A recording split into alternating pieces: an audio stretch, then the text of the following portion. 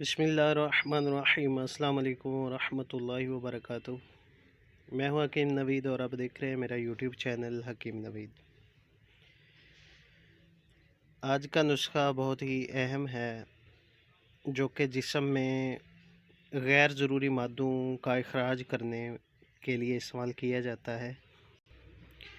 बाज़ारी खानों का ज़्यादा इस्तेमाल, कोलेस्ट्रॉल वाली ग़िज़ाओं का ज़्यादा इस्तेमाल करना या फ़ैट वाली चीज़ें ज़्यादा इस्तेमाल करने से इंसानी जिस्म के अंदर बहुत से बैक्टीरियल पैदा हो जाते हैं जिनको ना तो खून ऑब्ज़र्व कर सकता है और ना ही वो गोश्त के अंदर जज़ब हो सकते हैं और ना ही उनकी सफाई के लिए कोई जिस्म के अंदर ऐसा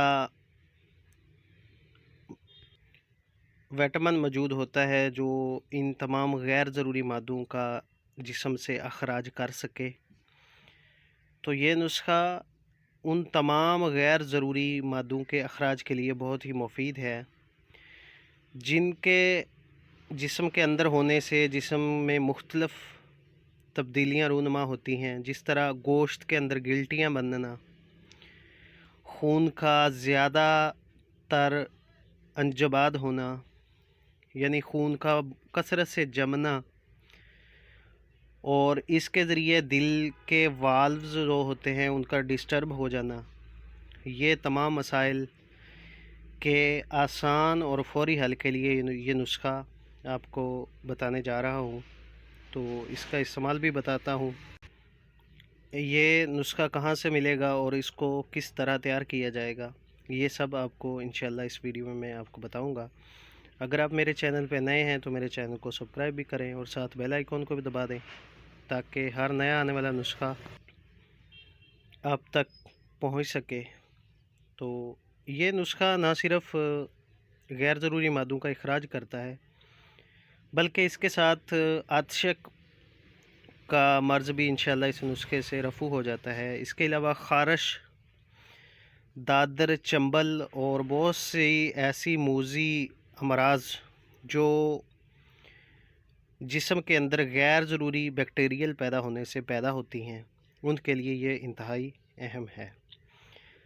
तो चलते हैं जी नुस्खे की तरफ। सबसे पहली जो चीज़ है ये है अनाब। लोकल ज़बान में इसको हाऊ बेर भी बोलते हैं और उर्दू में इसको अनाब बोलते हैं। ये आपको आसानी से किसी भी अच्छे पंसार स्टोर से मिल सकती है।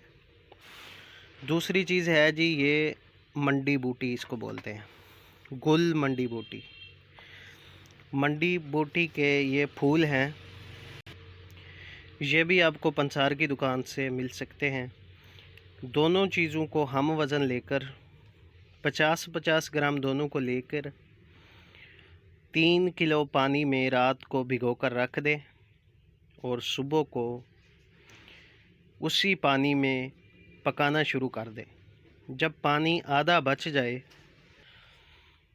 तो चूल्हे से पानी को उतार कर ये तमाम चीज़ें उस पानी में से निकाल लें। पानी को छान कर जो पानी साफ़ पानी आपके पास बचेगा उसमें 3 पाव देसी शक्कर मिक्स करके दोबारा चूल्हे पर चढ़ाकर इसका तार बना लें। जिस तरह देसी आम शरबत तैयार करने की तरकीब होती है उसी तरह शरबत तैयार करके किसी भी शीशे की बोतल में अपने पास महफूज कर लें और मरीज़ दिन में 3 मरतबा खाना खाने के बाद आधा गिलास पानी का और 3 चम्मच इस शरबत के मिक्स करके इस्तेमाल करवाते रहें।